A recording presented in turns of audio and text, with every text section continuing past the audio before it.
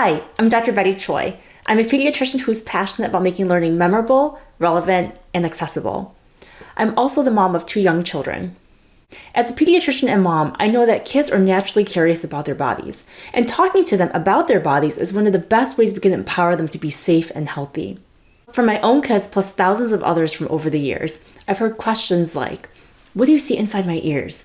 Why does my friend have to wear glasses? Why did my heartbeat speed up? And the one I probably hear the most often is, my hands don't look dirty. Do I really have to wash them? I've also heard kids say, I wish science wasn't so hard to memorize. I don't understand why my friend is in the hospital. I wish I had a grown-up to talk to about this stuff. There's a noticeable gap between standard textbooks and children's innate need to use their 5 senses for learning. But no matter what our ages, we tend to remember information when it's linked with meaningful experiences.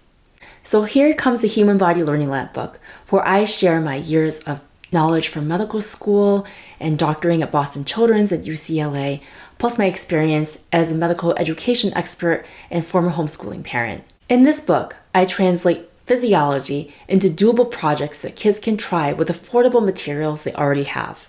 I highlight practical health tips with conversational language so kids can understand why they need to take care of themselves.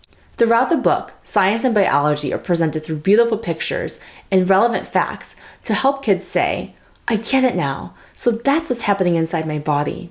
And while children can go through most of the book on their own, each page serves as a great conversation starter for grown-ups and kids to explore together. With the Human Body Learning Lab book, let's encourage every why and wow.